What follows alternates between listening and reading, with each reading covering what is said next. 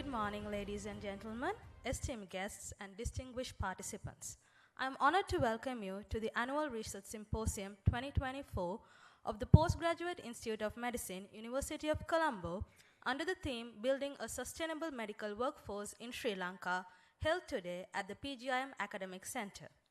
We are gathered here to celebrate the remarkable contributions to research in our field and to share knowledge that can shape the future. An introduction to the Postgraduate Institute of Medicine.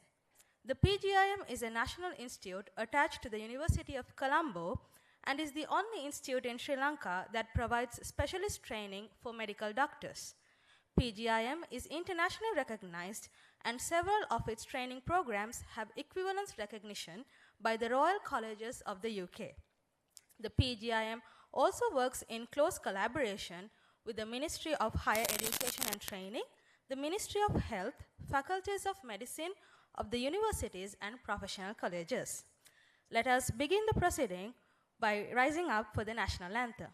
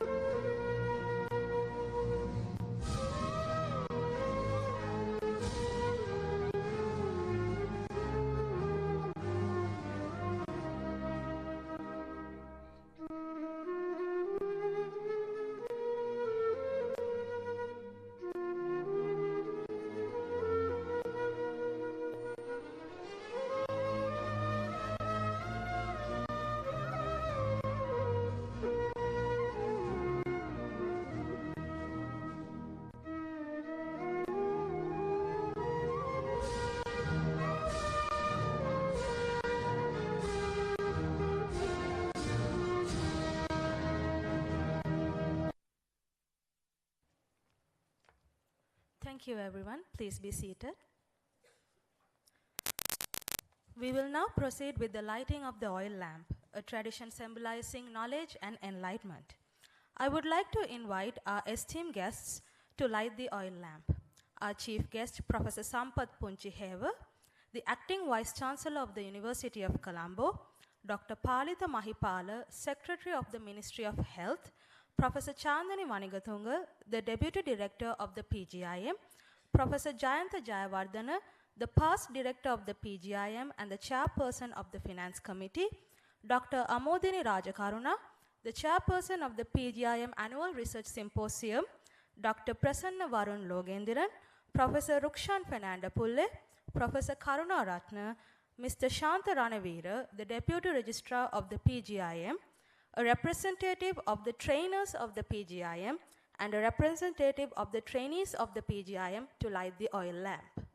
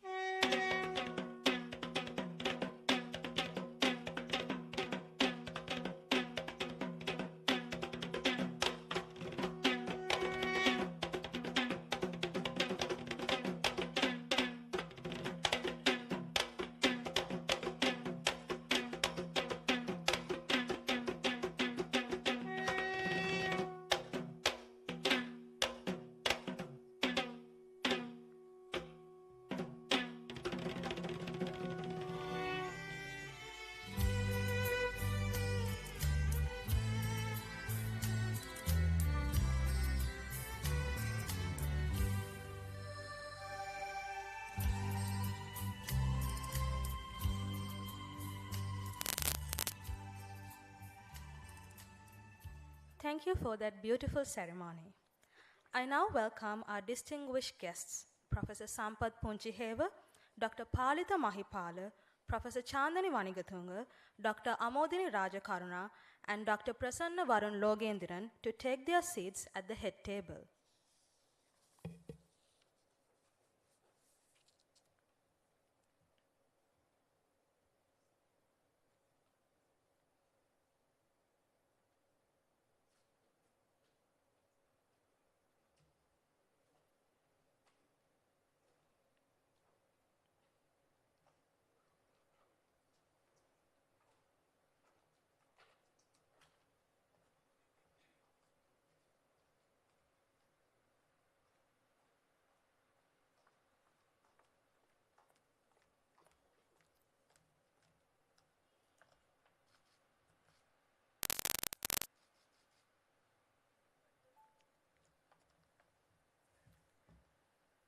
I now welcome Professor Chandani Vanigathunga, the Deputy Director of the PGIM, to deliver the welcome address.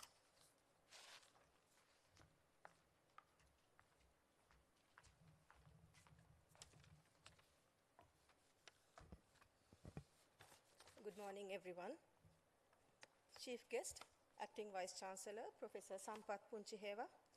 Keynote speaker, Dr. Palitha Mahipala, Secretary of the Ministry of Health. PGIM Orator 2024, Dr. Prasanna Varun Logendran. Chairpersons and members of the Board of Management, AAAEC, Finance Committee, and Boards of Study and Specialty Boards of the PGIM. Academic and non-academic staff, administrative staff, trainers, examiners, and trainees of the PGIM, ladies and gentlemen.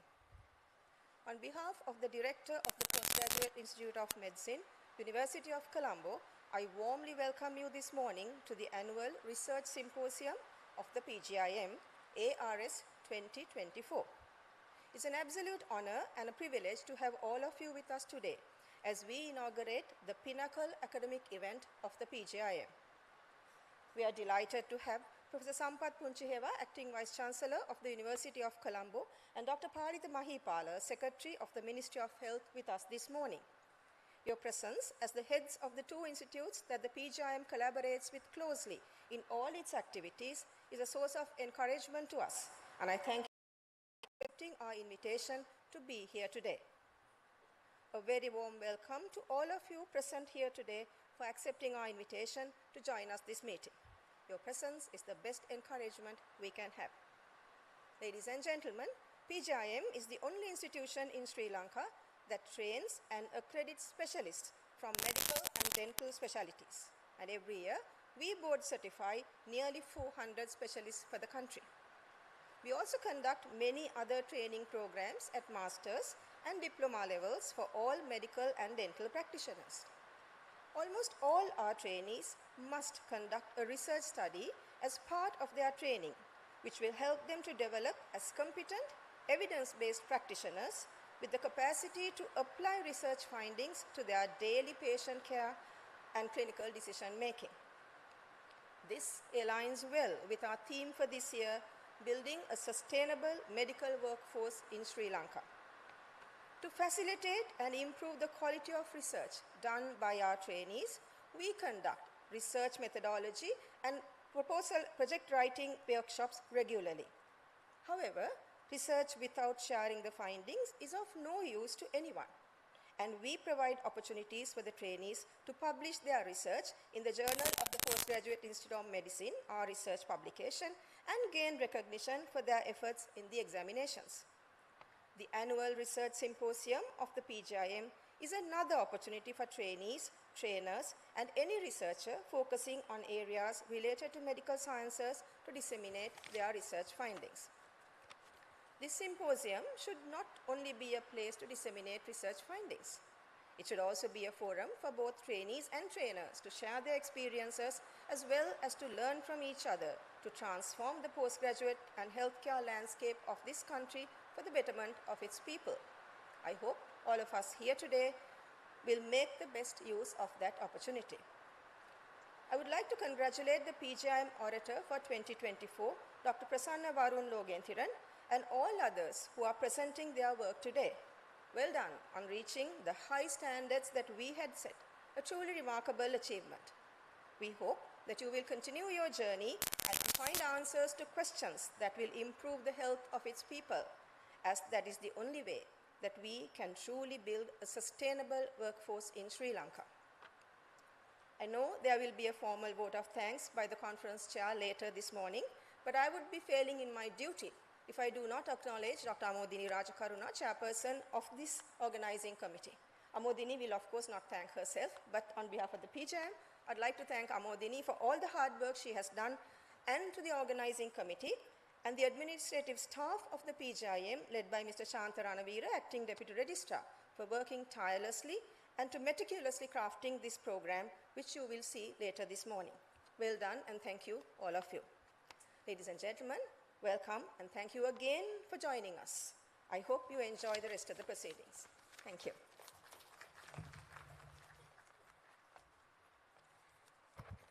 Thank you, Madam, for your warm welcome and inspiring words. Next, we are privileged to have with us our chief guest, Professor Sampath Punchiheva, the Acting Vice-Chancellor of the University of Colombo. I invite him to address us.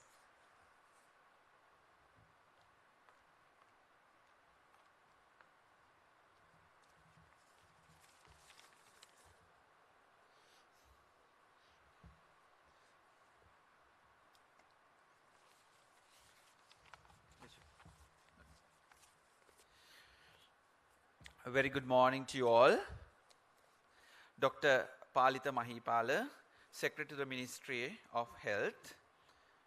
Professor Chandani, Acting Director of the Pgim. Dr. Amodini Rajakaruna, Conference Chair. Esteemed guests, distinguished invitees, paper presenters, ladies and gentlemen. I'm truly delighted to stand before you today at this momentous occasion of the annual research symposium of the Postgraduate in University of Colombo.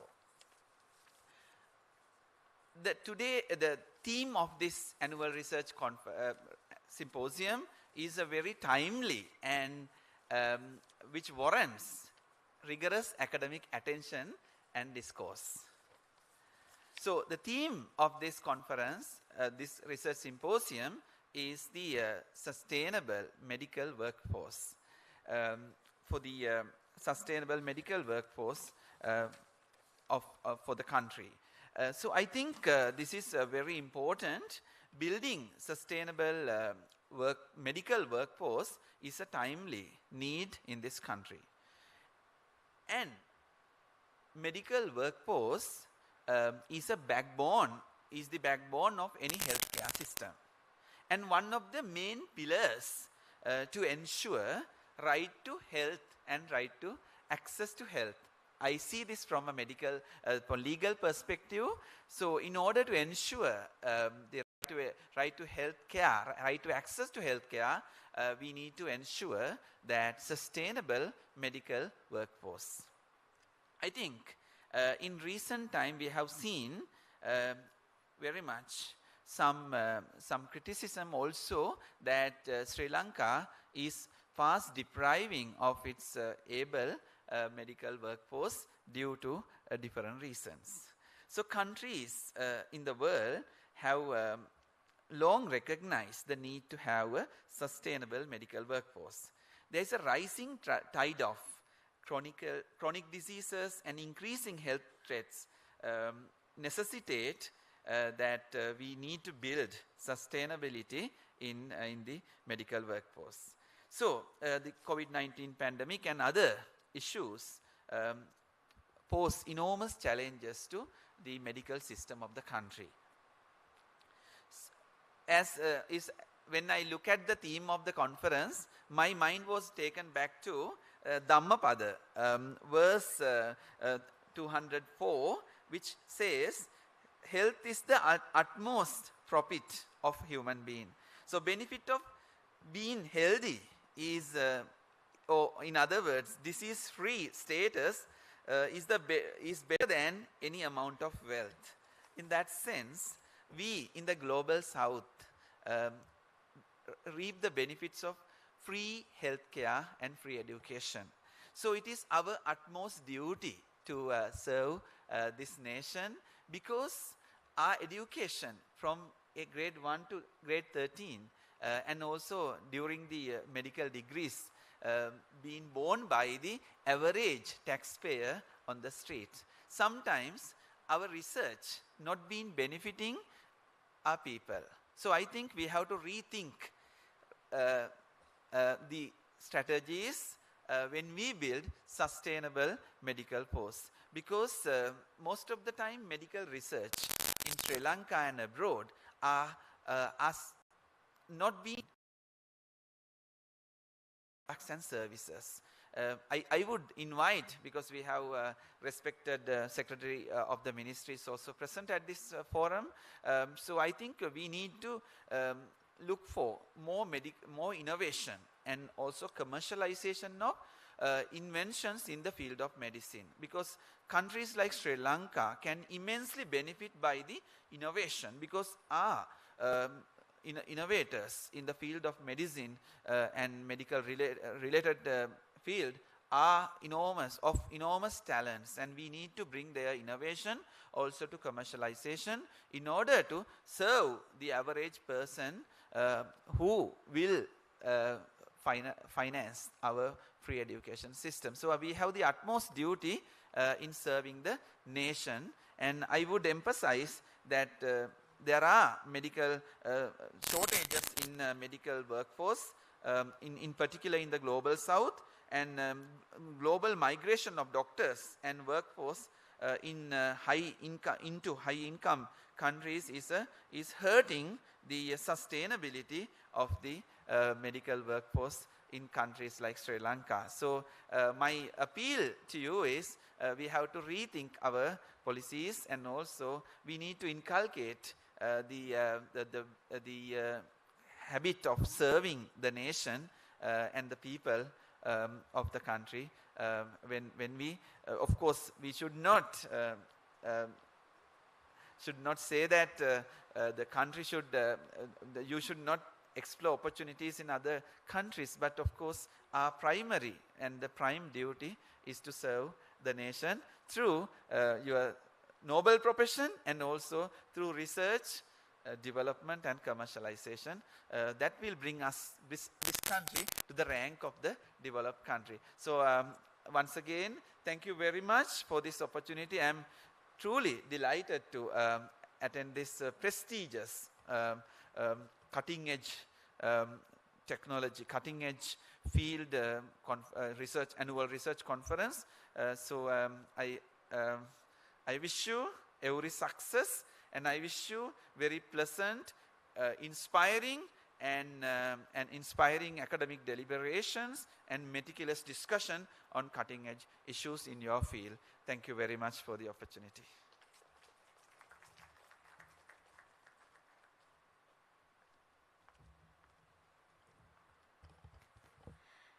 Thank you, sir. Next, we have the message from Professor H.D. Karunaratne, the Vice Chancellor of the University of Colombo.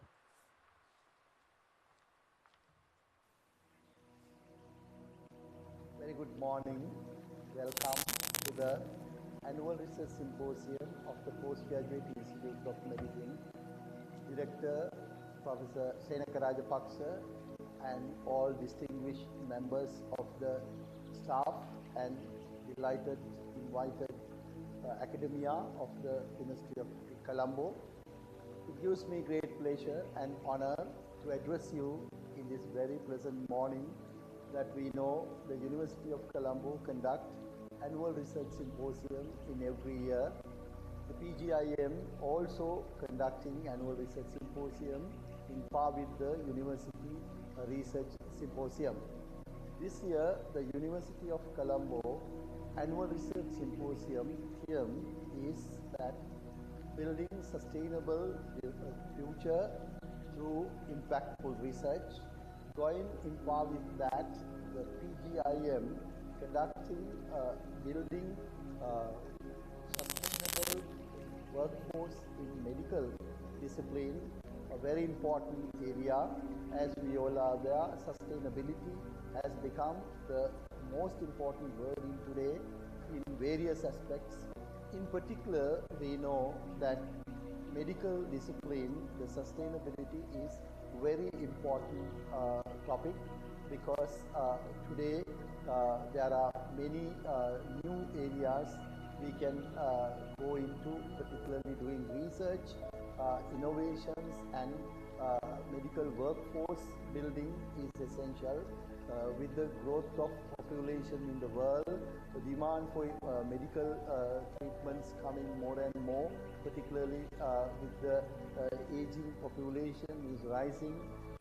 There are vulnerability community growing with the war and poverty increasing in the world. With all these things, people have hope for future that can be, of course, moderated only with the innovations, findings and research. So therefore we believe that this research symposium will bring more important ideas and innovations to the nation and the world. So this, I wish all the best for all research paper presenters, and I should thank for organizers of this international research symposium. And of course, we know in par with the University of Colombo annual research symposium that we believe that there will be more and more research papers, more impactful research in this year.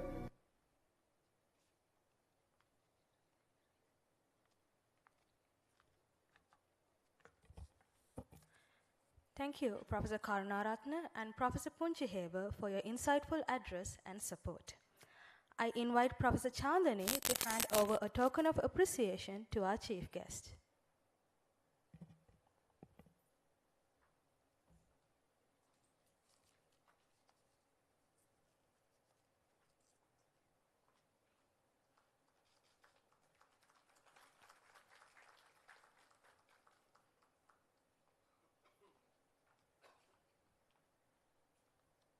Thank you. I invite Professor Chandani Manigatunga to welcome our keynote speaker.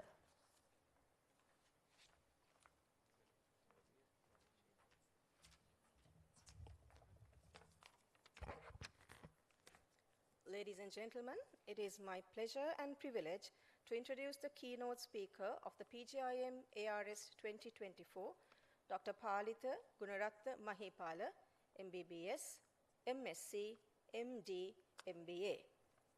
Educated at Ananda College, Colombo, Dr. Palitha Mahipala graduated with MBBS from the Faculty of Medicine, University of Peradeniya in 1983. He obtained an MSc in Community Medicine in 1995 and MD in Medical Administration in 2006 from the Pgim, University of Colombo, and was board certified as a specialist in Medical Administration in 2008. He also holds postgraduate diplomas in Management, Economic Development, Public Management, Diplomacy and World Affairs, and Buddhist Studies from the Universities of Kelaniya and Colombo, and an MBA from the University of Rajarata. These diverse yet pertinent qualifications have equipped him with the knowledge and skills necessary to address complex healthcare and administrative challenges he faces daily as a Secretary of the Ministry of Health, the post he holds at present. Commencing his administrative career as the Regional Director of Health Services in Hambantota, he rose in the ranks holding key administrative positions such as the Director, Tertiary Care Services, Acting Director, Medical Services, Deputy Director General, Public Health Services, Additional Secretary, Medical Services, Director General of Health Services, and finally, the post of the Secretary of the Ministry of Health. His leadership in these positions have been instrumental in shaping healthcare policies and improving the delivery of essential health services to the people of Sri Lanka. Dr. Mahipala has also been involved in postgraduate teaching and training. He was a visiting lecturer of the postgraduate programs in medical administration and community medicine, and has been an examiner for both MSc and MD examinations in medical administration. He was also a member of the Board of Study in Medical Administration of Pgim since 2010 and was its chairman from 2012 to 2017. In recognition of his expertise in public health, Dr. Mahipala was appointed as the coordinator for non-communicable diseases and environmental health of the WHO CRO, and subsequently the WHO representative head of mission in Pakistan. Dr. Mahipala has held several distinguished appointments in professional bodies, such as the College of Medical Administrators of Sri Lanka, the College of Community Physicians, and the Sri Lanka Medical Association. In recognition of his services to public health and medical administration, he was elected a fellow of both these colleges. He has also been an active member of numerous local and international organizations, advisory committees, and other programs, too numerous to name. As we address global, regional, and local challenges in securing and advancing the future of healthcare services in Sri Lanka, the Margaret Chan, the former Director General of World Health Organization, stated, "Human resources are the heart of the health system in any country." Dr. Tedros, the present Director General of World Health Organization, stated, I quote, "Healthcare workers are the most vulnerable resource. Remuneration, improved working conditions, and more opportunities for professional growth leads many healthcare professionals to migrate abroad. This trend exacerbates the shortages of healthcare workers in critical fields. A formulative approach to workforce planning can help us ensure that our healthcare system is prepared for the challenges ahead. By leveraging demographic data, epidemiological trends, and healthcare utilization patterns, we can forecast future demand for healthcare workforce. For example, with our aging population, we anticipate a significant increase in the need for geriatric care specialists over the next decade.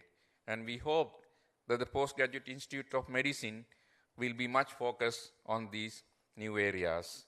By examining current training capacities, attrition rates, and retirement trends, we can estimate the future supply of healthcare workers. This analysis must also consider potential technological advancement, which may also alter workforce need. Comparing forecasted demand with anticipated supply will help us identify potential gaps. Once these gaps are identified, targeted interventions such as expanding training programs, revising and are competitive for the better salaries. Are competitive for the better salaries. Establishing clear rewarding career pathways within the healthcare sector will enhance job satisfaction and reduce the temptation to seek opportunities abroad. Engaging in bilateral agreements that allow for temporary migration with guaranteed return options can help manage the outflow of skilled workers whilst still enabling international exposure and development, which may be a better option for us to work with the embassies and other agencies to ensure that there will be opportunities for our specialists, but they will ensure the return of them back to Sri Lanka. Colleagues and friends, ladies and gentlemen, achieving equity in the distribution of healthcare workers is critical to our goals of universal health coverage. To this end, we must focus on the following measures: offering financial incentives, housing support, and professional development opportunities to healthcare workforce, particularly who are working in the peripheral and rural areas, that will address the urban-rural imbalance. And under the health sector reforms we are embarking upon now, focusing much on primary healthcare reforms, where we have negotiated 45 billion rupees to spend for the healthcare reforms, structural changes to deliver integrated healthcare delivery in next 5 years. We have focused much on these areas, and I am sure we might be able to address these comprehensively. Then establishing medical and nursing schools in rural areas, which to a certain extent we have addressed, will help retain talent in those regions and ensure a more even distribution of healthcare workers across the country. Leveraging telemedicine will help bridge the gap between urban and rural healthcare services, allowing specialists in urban centers to support healthcare workers in remote areas. This will also enhance the delivery of primary healthcare services at the grassroots level as we intend. Looking ahead, Sri Lanka will need to increase its workforce by minimum 30% by 2030. So at least we need to have more than 200,000 healthcare workforce by another 10 years' time or less than that, to meet the growing demands of an aging population and the rising prevalence of the non-communicable diseases. Achieving this will be require revision of our cadre norms and align them with the global best practices to ensure that our workforce planning is dynamic and responsive to changing needs. Continuous training and development to ensure that healthcare professionals are equipped with the latest skills and knowledge, expanding the CPD programs and revising curricula, particularly at the postgraduate institute level, will be critical to maintain a sustainable medical workforce. Ensuring that medical education at both undergraduate and postgraduate levels align with the evolving healthcare landscape for addressing future workforce need in Sri Lanka. Ladies and gentlemen, the sustainability of our healthcare system is directly tied to the strength and resilience of our healthcare workforce. By adopting a strategic, data-driven approach to workforce planning, addressing the challenges of brain drain, and ensuring equitable distribution of healthcare workers, we can build a healthcare system that is not only resilient, but also equitable and responsive to the needs of all Sri Lankan citizens. As we face the challenges ahead, we are also presented with tremendous opportunities. Together, we can ensure that Sri Lanka continues to lead in health outcomes and that our healthcare workforce is prepared to meet the demands and challenges of tomorrow. Helen Keller was born in USA. She is the first deaf and blind person who was able to earn a university degree. She stated, "Alone we can do so little. Together we can do so much." Peter Drucker, a management guru, stated, "The best way to predict the future is to create the future." So you and me, with the Postgraduate Institute of Medicine and other universities, we need to create the future what we intend to have in Sri Lanka. In the hands of our healthcare workforce lies the power to shape the future of our nation's health. Let us equip them with the tools, support, and opportunities that need to build a healthier, more equitable Sri Lanka. I truly admire the extraordinary, outstanding, and remarkable contribution by the Postgraduate Institute of Medicine for healthcare workforce development in Sri Lanka. I wish you all a productive and inspiring session ahead. I stop here. Thank you so much.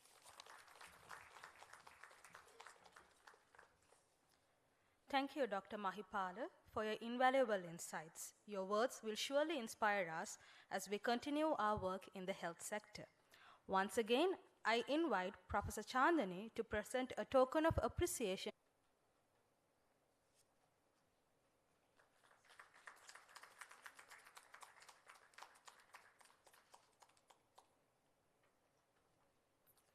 Thank you.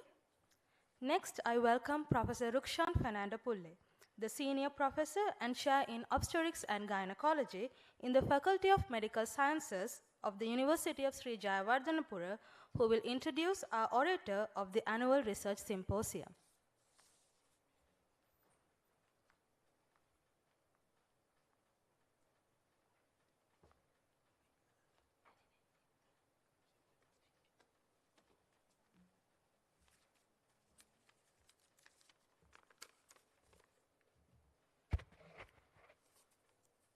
Dear distinguished ladies and gentlemen, it's my pleasant task to introduce the Annual Research Symposium 2024 orator, Dr. Prasanna Varun Logendran. He is MBBS from University of Sri Jayawardhanapura, MBA, Doctor of Philosophy from Oxford, University of Oxford, and he's a lecturer in the Physiology Department, Faculty of Medical Sciences, University of Sri Jayawardhanapura. Dr. Prasanna Varun Logendran received his primary education at Hindu College, Colombo 4, where he excelled in both Tamil and English debating and served as head prefect in 2005. He has a remarkable academic undergraduate career at the Faculty of Medical Sciences, University of Sri Jayawardhanapura, graduating at the top of his class with first-class honors in the final MBBS examination. In 2011, Dr. Prasanna earned distinctions in obstetrics and gynecology, medicine, forensic medicine, microbiology, and physiology. He was awarded the Professor M.T.M. Jeffrey Gold Medal for overall best performance at the final MBBS examination, as well as the Professor Kingsley De Silva Gold Medal for the best performance in obstetrics and gynecology. After 3 years of clinical service, Dr. Prasanna joined the Department of Physiology at the Kothalawala Defence University before moving to his alma mater, the University of Sri Jayawardhanapura. He was awarded the Accelerated Higher Education Expansion and Development Scholarship by the World Bank to pursue a PhD. Driven by his passion for physiology and obstetrics, Dr. Prasanna's journey led him to pursue research on reproductive medicine, culminating in a Doctor of Philosophy at the prestigious University of Oxford. His thesis focused on women's and reproductive health, specifically investigating the role of placental extracellular vesicles in the pathogenesis of preeclampsia. Impressively, his thesis was accepted without any corrections, and he received a letter of commendation, a rare achievement at Oxford University, for his excellent work. Dr. Prasanna has published numerous articles and original research in Science Expanded Index journals. His research interests include placental physiology, reproductive medicine, and the role of extracellular vesicles in reproduction and disease. Over to you, Prasanna.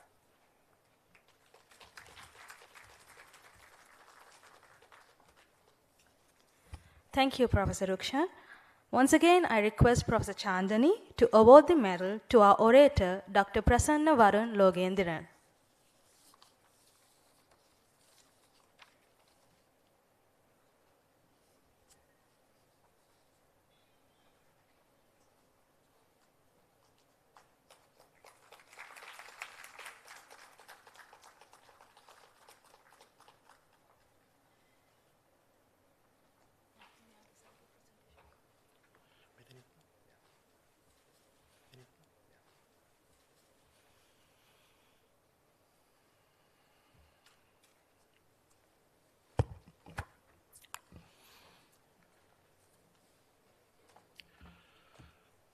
Thank you, sir, for your very kind words of introduction.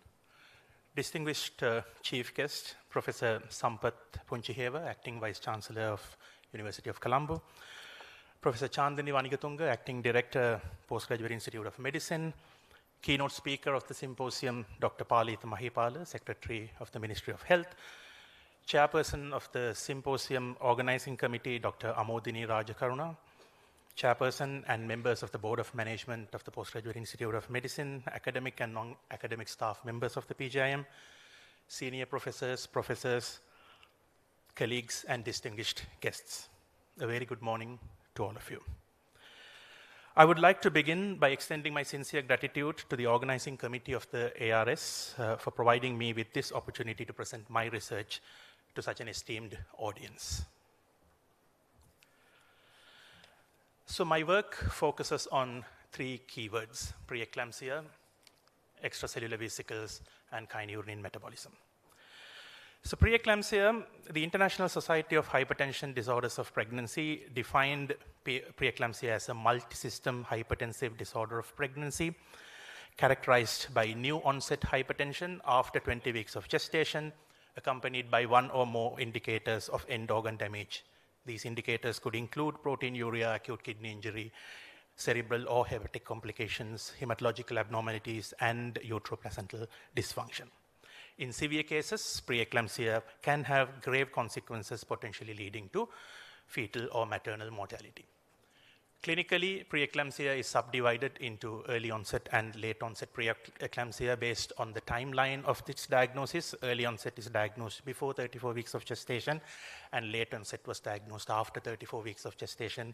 And my research work was primarily focusing on early onset preeclampsia. So just to give some numbers to understand the global impact of the disease, more than 10 million mothers worldwide are affected by preeclampsia each year. Alarmingly, this condition leads to approximately 76,000 maternal deaths globally. And the impact extends beyond mothers. About 500,000 fetal deaths and roughly 2.6 million preterm deliveries occur each year due to preeclampsia-related complications. Several well-characterized risk factors contribute to the development of this disease, mainly previous history of preeclampsia, antiphospholipid syndrome, chronic kidney disease, diabetes mellitus, and many more. Preeclampsia not only poses immediate risk, but also long-term complications for both mothers and the newborns. For mothers, complications include hypertension, heart disease, and increased risk of stroke, whereas unborn child, they have increased risk of prematurity, intrauterine growth restriction, and NICU admissions. Just touching upon the historical perspective of this disease, the first documentation of eclampsia, the severe manifestation of preeclampsia characterized by maternal convulsions, can be traced back to the Hippocratic Corpus, written 400 BCE.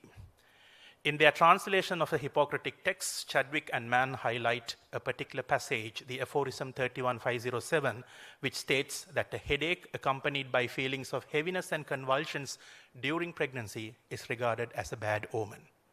This suggests an early recognition of symptoms associated with eclampsia.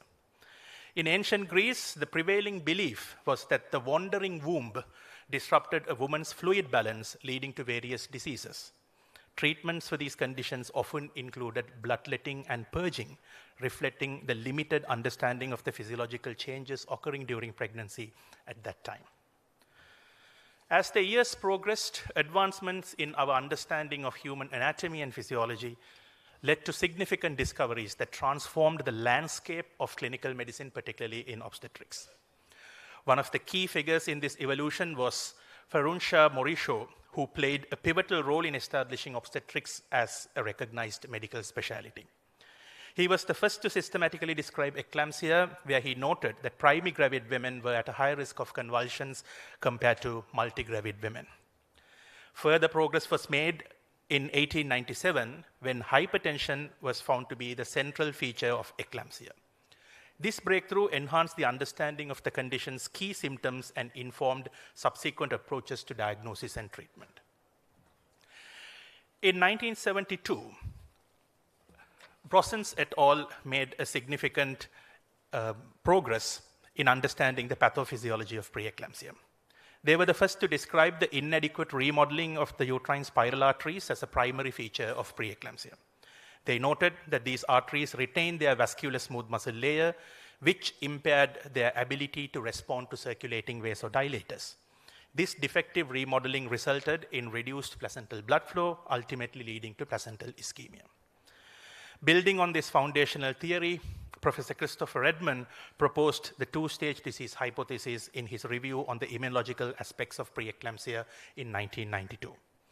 He identified the first stage of placental ischemia, which was characterized by insufficient blood supply to the placenta, and this was followed by the release of various soluble factors from the stressed placenta into the maternal circulation, which mediated the clinical syndrome of preeclampsia identified as the second stage.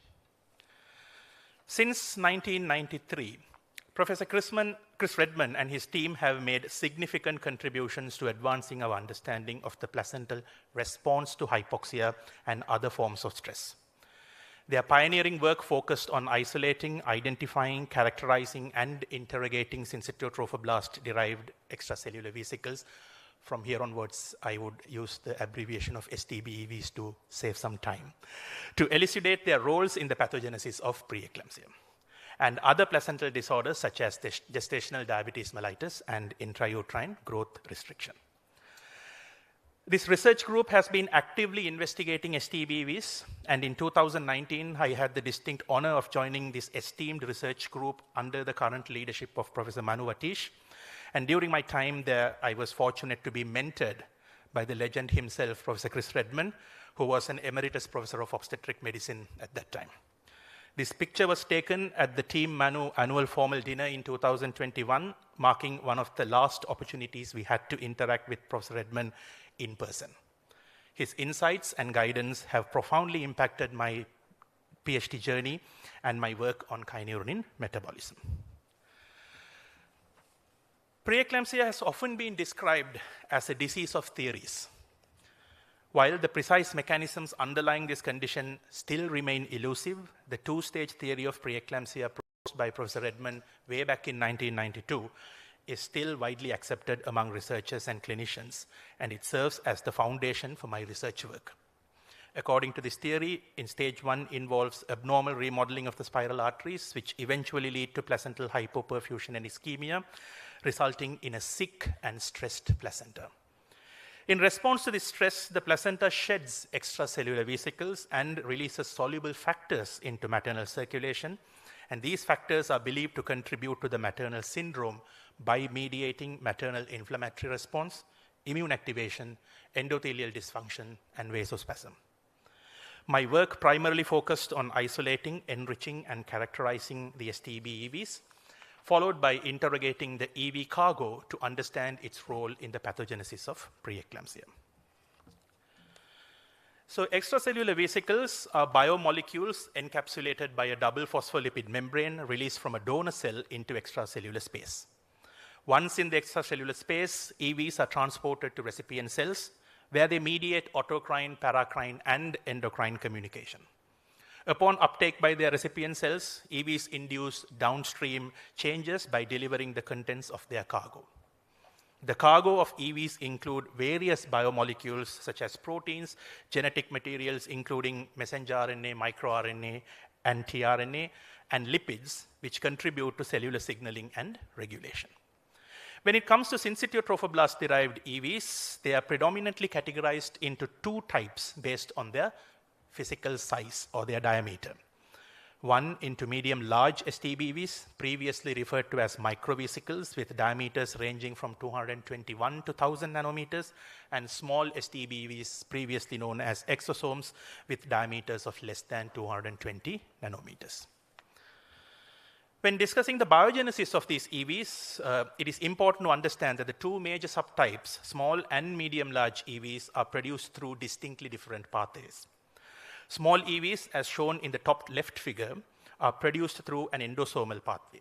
This process involves the invagination of the plasma membrane, leading to the formation of early endosomes, and these endosomes subsequently develop into multivesicular bodies containing intraluminal vesicles.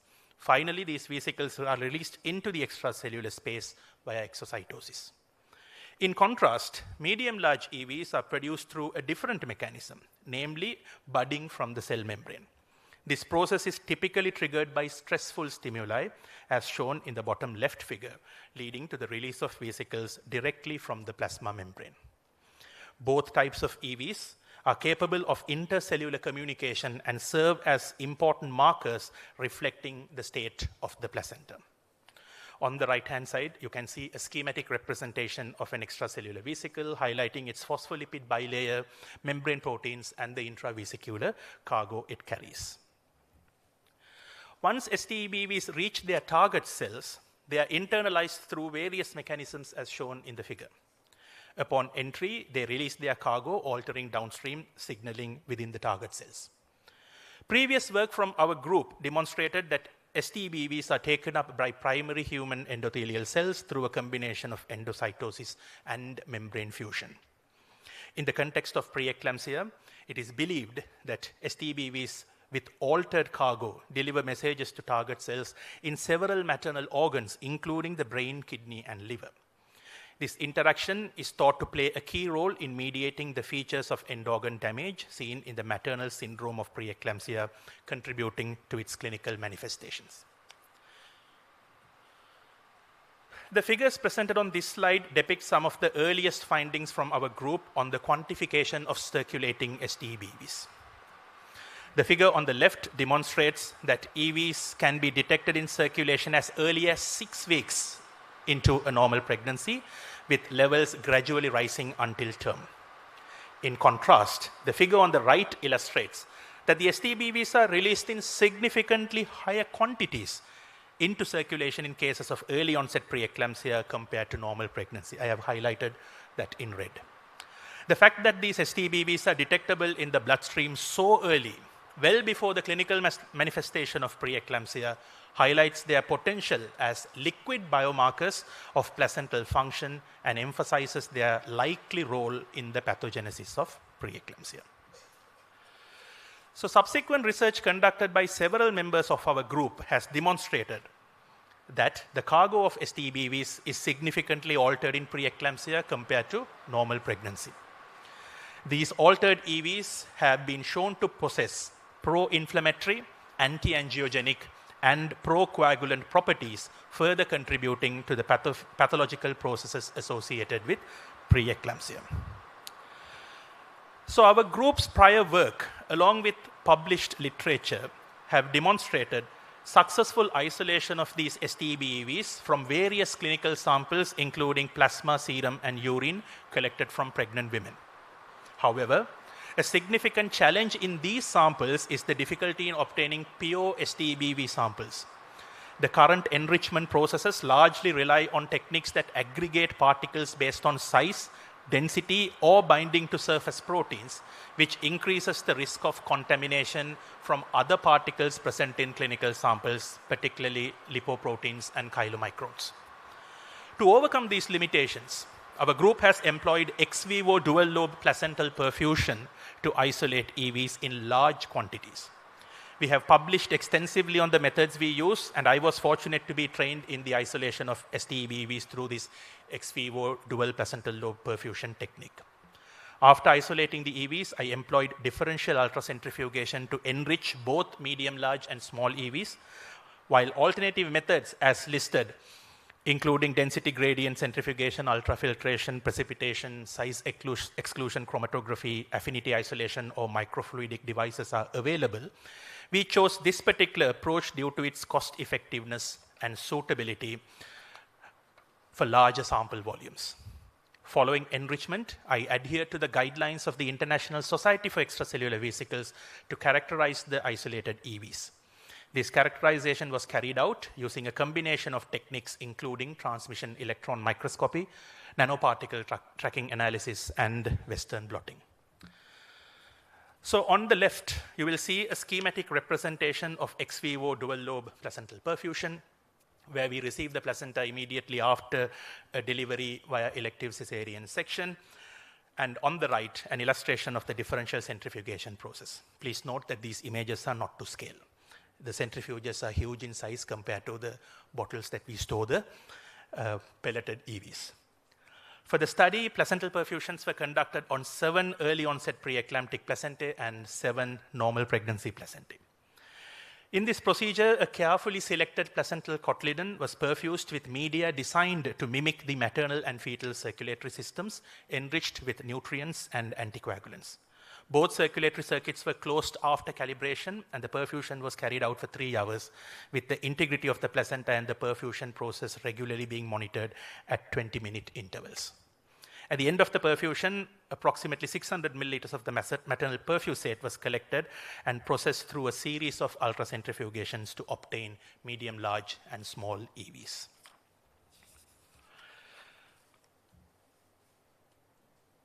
On this slide, I have shared some representative images of STEBV characterization based on transmission electron microscopy and nanoparticle tracking analysis.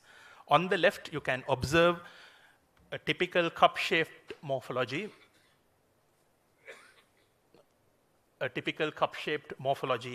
of extracellular vesicles as visualized under transmission electron microscope. And this is a characteristic feature of EVs and helps in identifying them at the microscopic level. On the top right, you see a heterogeneous sizing of medium-large STEBVs reflecting their variable diameters, a multimodal representation of the size distribution. And on the bottom right, the uniform and homogeneous sizing of small STEBVs is depicted. These small vesicles display a consistent size distribution with a more or less a unimodal distribution. In terms of size, the medium-large EVs had a mean diameter of greater than 220 nanometer, and small STEBVs measured less than 220 nanometer. To confirm the identity of the EVs, immunologically, Western blotting was employed, and in this analysis, I examined samples of placental lysate, medium-large EVs, and small EVs. As shown here, placental lysate and all vesicles were positive for placental alkaline phosphatase, confirming the origin of the tissue from the placenta. CD63, a tetraspanin frequently found in both small and medium-large EVs, used to indicate the presence of EVs in general, and notably, known small EV markers like ALIX and tumor suppressor gene 101 are significantly enriched in the small EVs compared to medium-large and placental lysate. These markers are key to identifying the subtypes of EVs. And both EVs were negative for cytochrome C, a mitochondrial protein, and a non-EV marker. And this is important as mitochondria do not participate in the biogenesis of EVs, confirming that EVs do not express cytochrome C. So after isolating and enriching and characterizing the STEBVs from both early onset preeclampsia and normal pregnancy, these vesicles were subjected to multi-omic analysis. This analysis aimed to identify differentially expressed proteins, mRNAs, and microRNAs. The findings from this work have been published in SEIE index journals, contributing to the growing body of knowledge in this field. In the meantime, we also published a review article that collated recent evidences and advances and evidences regarding the role of STEBVs in preeclampsia, providing a comprehensive summary of the current understanding of their role in this condition. Building on the results from the multi-omic analysis, my PhD research has focused specifically on the impact of STEBVs on the kynurenine pathway, a pathway that has recently gained attention from scientists as a potential target in the treatment of preeclampsia. So this review by Wharton et al. On the kynurenine pathway and their proposition to consider this pathway as a potential target for treating the maternal features of preeclampsia sparked my interest in exploring this area further. This led me to investigate the role of STEBVs in modulating this pathway, aiming to better understand their influence and potential therapeutic implications. So just to briefly touch upon the biochemistry of kynurenine, it is a primary byproduct of catabolic route of tryptophan, which is formed through the action of either hepatic tryptophan dioxygenase or TDO, or placental indolamine 2,3 dioxygenase, which is abbreviated as IDO. This pathway is primarily active in the liver and lungs and in the placenta during pregnancy. Placental tissue and inflamed endothelium are known to produce substantial amounts of the IDO enzyme, which significantly increases tryptophan catabolism to kynurenine. Once kynurenine is produced, it is further metabolized by 3 different enzymes, namely kynurenase, kynurenine monooxygenase, and kynurenine aminotransferase, which from here onwards, I would collectively call them as kynurenine metabolizing enzymes or kynmes. Several investigators have reported the beneficial effects of kynurenine that could potentially benefit in preeclampsia, mitigating the pathological processes. Sakakibara et al. Showed that kynurenine can induce vasorelaxation through voltage-gated potassium channels in the vascular smooth muscles, a mechanism that is independent of the vascular endothelium. Wang et al. Showed that kynurenine is an endothelium-derived relaxing factor which mediates vasorelaxation through activation of adenylyl cyclase and guanylate cyclase, and also possessed the ability to reduce blood pressure in spontaneously hypertensive rats. These promising beneficial effects of kynurenine prompted others to explore kynurenine metabolism in pregnancy and preeclampsia. In independent studies, Kudo et al. And Dunn et al. Demonstrated through metabolomic analysis that kynurenine levels in the placental explant culture media obtained from preeclamptic placentas were significantly lower compared to media from normal placental cultures. This finding suggests a potential disruption in the kynurenine pathway in preeclampsia. The reduction in kynurenine was attributed by the respective authors to the decreased expression and activity of the placental IDO enzyme in preeclampsia. Building on this, DuPont et al. Showed that pregnant mice unable to upregulate kynurenine synthesis experienced abnormal placentation, resulting in an anti-angiogenic state and eventually developing preeclampsia-like features. Remarkably, in a uninephrectomy mouse model, which mimics preeclampsia, the administration of kynurenine improved placental blood flow and attenuated the preeclamptic phenotype, highlighting its therapeutic potential in managing preeclampsia. These findings further validated the claim of Wharton et al. Of the proposition of considering kynurenine replacement as a therapeutic option in preeclampsia. Since no previous work had focused on kynurenine breakdown, it was traditionally attributed to hepatic kynurenine metabolizing enzymes, which were believed to remain unaltered in pregnancy. We aim to explore this further. To do so, we examined the syncytial trophoblast-derived EVs cargo for the presence of kynurenine metabolizing enzymes. Our hypothesis posited that the reduction in kynurenine observed in preeclampsia might result from a combined effect of both reduced synthesis and increased breakdown. So to interrogate STBVs for kynurenine metabolizing enzymes expression and functionality, I conducted experiments to confirm the expression of kynurenine metabolizing enzymes in placental tissue and subsequently on STBVs. Using previously obtained transcriptomics data, which were published from both placental lysates and STBVs, I reanalyzed these data sets to assess kynme expression. This was followed by immunohistochemistry on placental sections to localize kynme and Western blot analysis on placental lysates.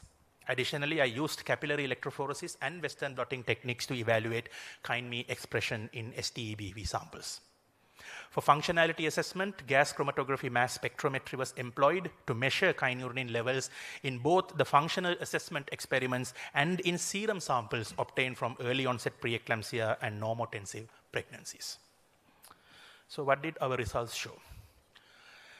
The transcriptomic data from the placental tissue, medium-large EVs and small EVs obtained from both early onset PE and normal pregnancy samples revealed mRNA expressions coding for all three key kynmes were present. Upon conducting differential expression analysis, no significant differences were observed between the normal and preeclamptic samples. This was further confirmed by multiple testing using false discovery rate, which had an adjusted p-value greater than 0.05 for all three enzymes.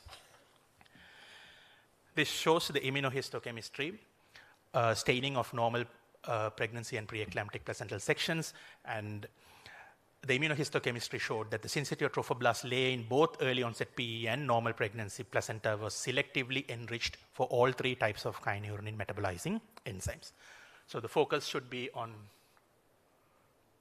the peripheral cells of the placental sections. Western blot analysis was performed on placental lysates obtained from normal and early onset PE. The results confirm the expression of kynme in both PE and NP placental tissue, demonstrating that these enzymes are present regardless of the state of the disease.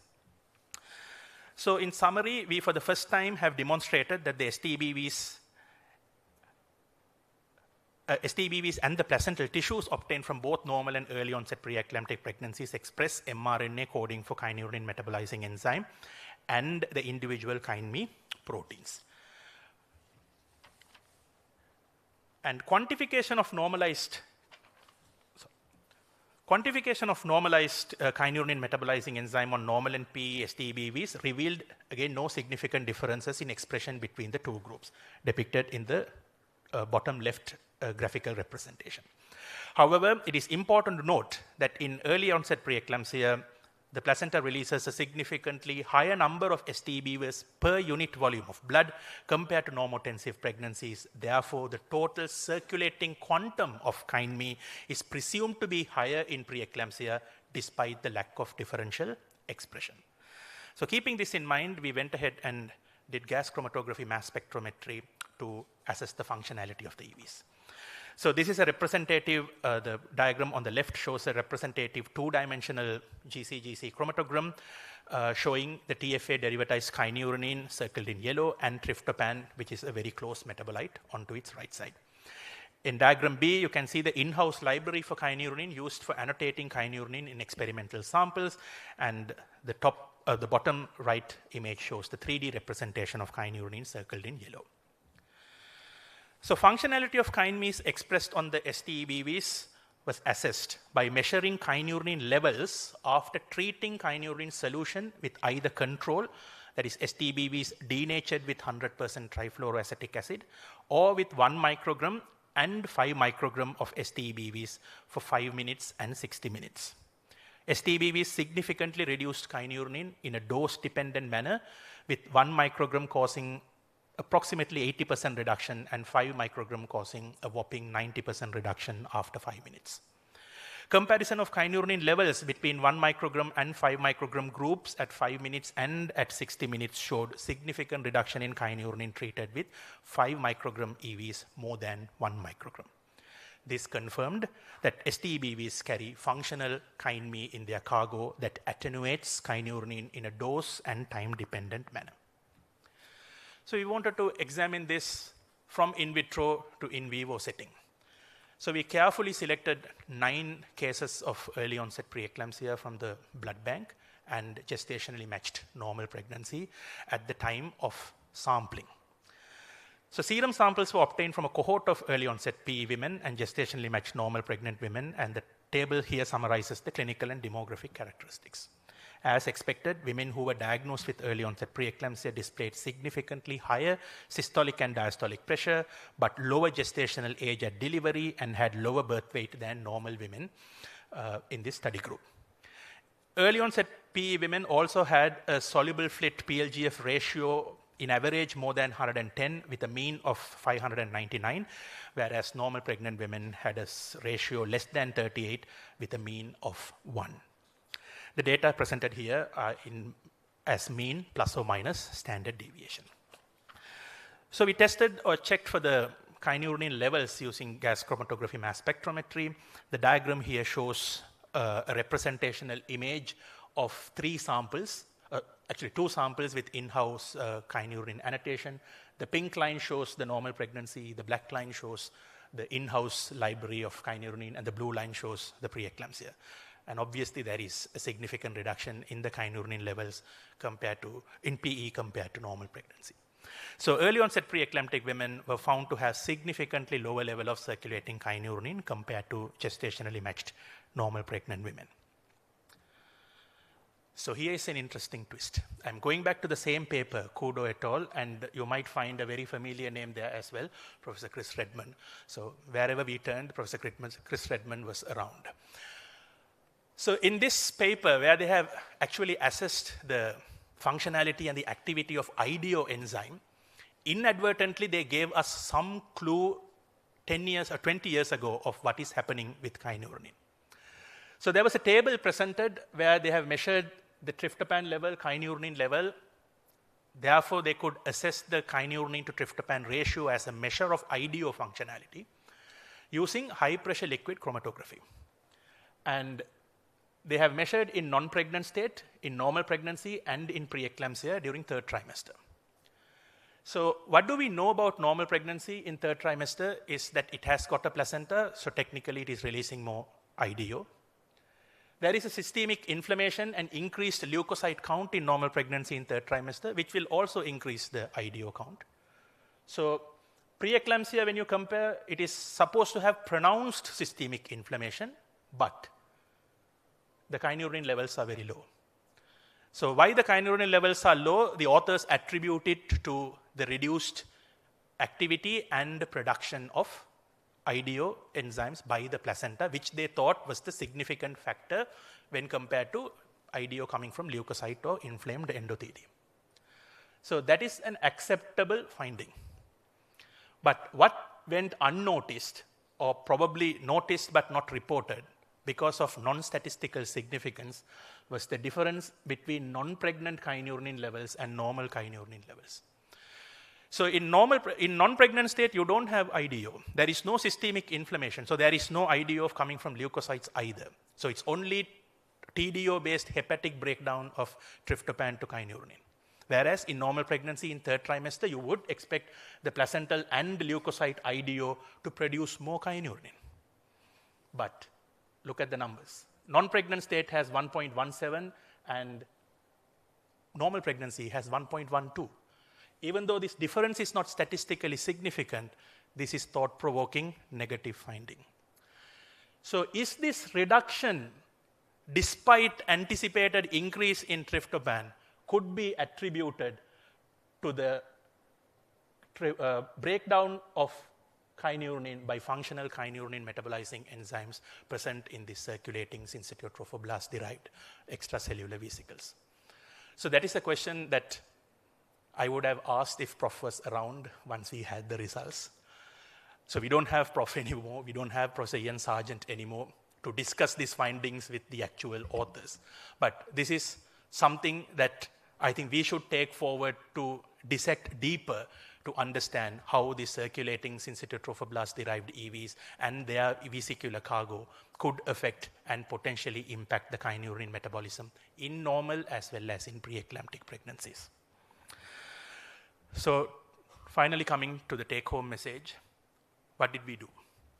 So first we identified what is the existing knowledge. I have in-depth discussed the existing knowledge with you. And among the existing knowledge, we found a research gap.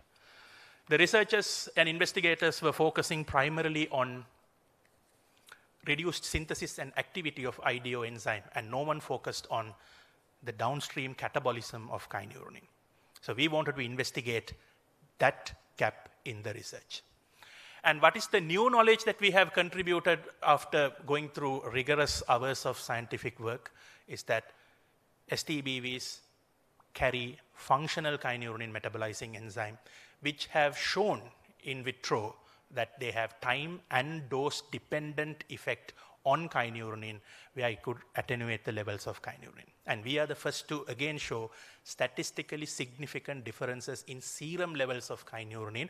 The previous reporting was from the Kudo et al. Paper. The difference in techniques were they were using high pressure liquid chromatography, we used gas chromatography, mass spectrometry. So there was a difference in the technique. We used a higher sensitive and more sophisticated tool to analyze the kynurenine levels where they did not have access 22 years ago. So from there, where do we head forward? So selective kynurenine metabolizing enzyme inhibition in conjunction with kynurenine replacement, could that be a therapeutic target or a therapeutic goal in preeclampsia? That is something to be explored. Sensitive tests to detect kynurenine and maybe the metabolic byproducts of kynurenine pathway, which could potentially serve as biomarkers for early screening of preeclampsia. So with that, these past years have been a whirlwind of transformative growth. So I pushed myself beyond imagined limits, embraced strategic work ethic, and dared to dream even bigger. Growing up in Sri Lanka, a world seemingly distant from the hallowed halls of Oxford, I held on to a fervent dream of pursuing a research career in obstetric medicine and placental diseases. looking back, it's not just the hours poured into research that define this experience. The true difference lies in the exceptional people I've encountered throughout my journey. These individuals, with their unwavering support and guidance, have been instrumental in helping me navigate this path and turn my aspirations into reality. As I come to the end of my presentation, I would like to take a few minutes to acknowledge some of these individuals who have been pivotal in shaping my career. First and foremost, I wish to express my sincere gratitude and prayers to the late Professor Viswanathan.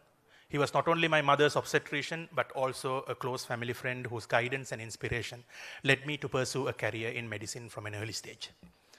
I'm also deeply grateful to all my teachers from my alma maters. At Hindu College, Colombo, I received invaluable opportunities to learn and personal growth during my formative years. At the Faculty of Medical Sciences, University of Sri Jawadanapura, I had the privilege of training under distinguished mentors who have played a profound role in shaping my medical career.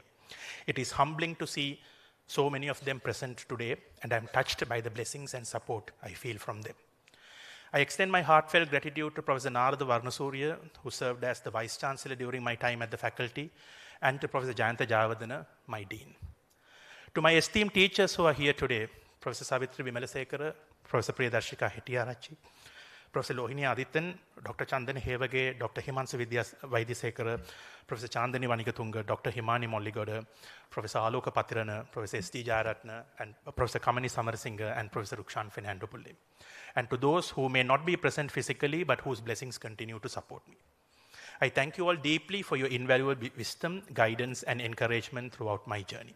I also extend my gratitude to AHEAD funding that provided part scholarship to pursue my PhD at University of Oxford. I would like to express my sincere gratitude to my principal supervisor, Professor Manu Vatish, on the far right, for his exceptional guidance and unwavering support that went far beyond the traditional supervisor-student relationship. He truly embodies the spirit of mentorship, offering not only academic insight, but also providing the kind of personal support that transcends roles. Manu has been a father figure, offering stability when I needed it most, a brother providing camaraderie, and a friend during the most challenging phases of my PhD journey. His enthusiasm for my research, along with his insightful feedback, was invaluable throughout this process. And his continuous advocacy for my best interests, even when it meant reshaping my career path, will always be remembered with immense gratitude. My heartfelt thanks to my co-supervisor, Dr. Sofia Sadera, and to all the members of Team Manu for their constant encouragement, collaboration, and friendship. And I would like to honor the late Professor Christopher Redmond, our guiding force, whose remarkable contributions and legacy in the field have been a source of inspiration to me since my early academic years. I would like to extend my special note of appreciation to the Department of Physiology, General Sir John Kothawala Defense University, where my academic career began in 2015 under the leadership of Professor Priya Hettiarachchi and Professor Savi Vimalasekara, and later under Professor Susarit Mendis. I had the immense privilege of developing my academic foundation. Professor Mendis, in particular, was instrumental in initiating my PhD journey, leading me to Oxford, and ultimately facilitating my transition to what has now become my second home, the Department of Physiology, Faculty of Medical Sciences, USJ. I wish to express my heartfelt thanks to all the academic staff members, including Professors Sharon Fernando, Savitri Vimalasekara, Priyadarshika Hettiarachchi, Dr. Himansu Vaidyasekara, Dr. Chandana Hevage, Dr. Nalinda Silva, Dr. Mauli Arambevala, Dr. Kushani Atakorla, and Dr. Kavya Boteju for their unconditional love and encouragement throughout my PhD journey, and to the non-academic staff members of the department. My deepest appreciation extends to my extended family and friends whose unwavering belief and trust in my endeavors fueled my spirit throughout this journey. Knowing they were cheering me instilled a sense of purpose and determination. To represent all my friends and extended family, I have Dr. Udaya Shankar here, the head of the Department of Computer Science and Engineering at the University of Moratuwa.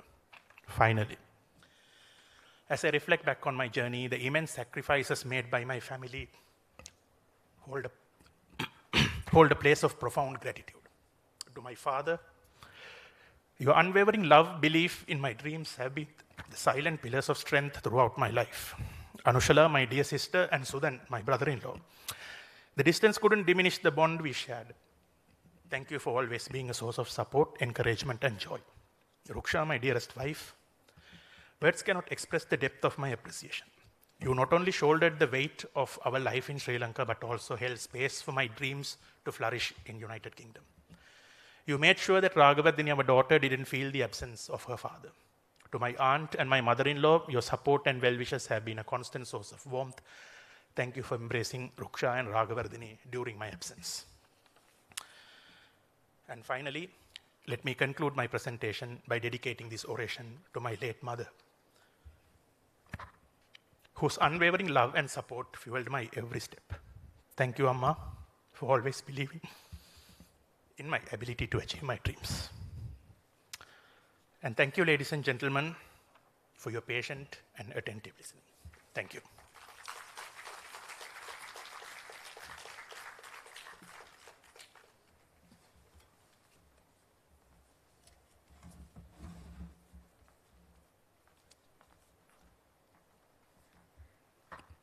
Thank you, Dr. Prasanna Varun Logendran, for that enlightening oration. It has provided us with much to ponder as we move forward. Now it is time for our vote of thanks. To deliver the vote of thanks, I invite the chairperson of the PGIM ARS 2024, Dr. Amodini Rajakaruna, to express our gratitude to all those who made this event possible.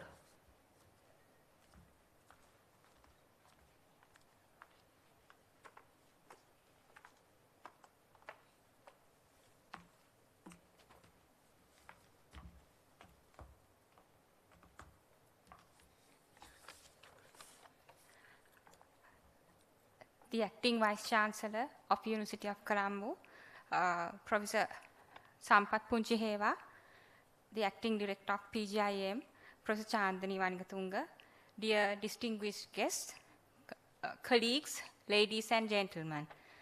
The organizing of the ARS 2024 has been a pleasurable journey and a learning experience for the organizing committee. PGIM Research Symposium is held with the intention of providing a platform for our trainee community to share their research experiences. And I'm grateful for the immense support that I've received throughout this journey. First of all, I want to express my sincere gratitude to the Acting Vice Chancellor, Professor Sampath Punchiheva, for gracing this event today. And the keynote speaker, Dr. Palitha Mahipala, thank you very much for kindly accepting our invitation and delivering such an enlightening speech on our theme, Building a Sustainable Medical Workforce. And we appreciate all the authors who submitted their research work to our symposium. And we hope in future that your research work will expand and flourish. And also, I really want to thank all the resource persons who contributed, including the abstract reviewers, the editorial committee, and the panels of judges and chairpersons. We appreciate your contribution with heartfelt gratitude.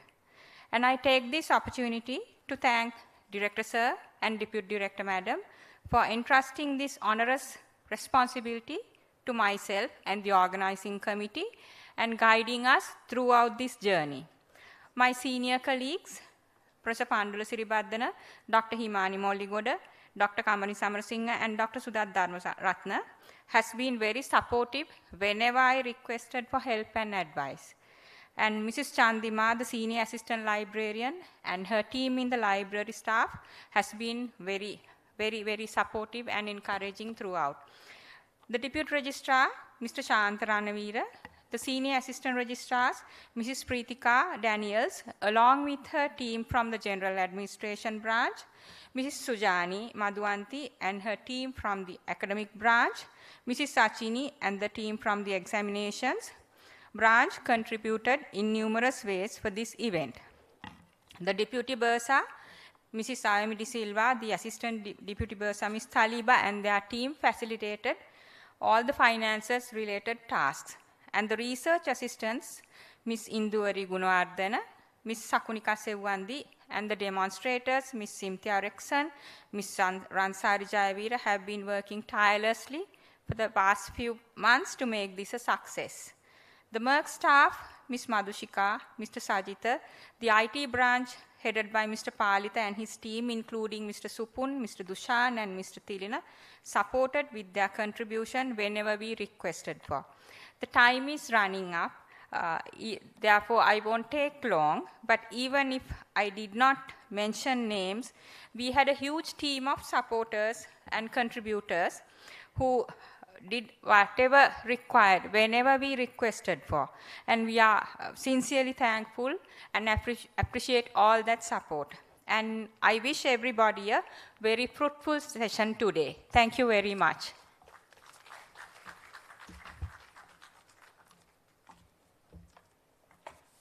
Thank you, Madam, for those heartfelt words of appreciation.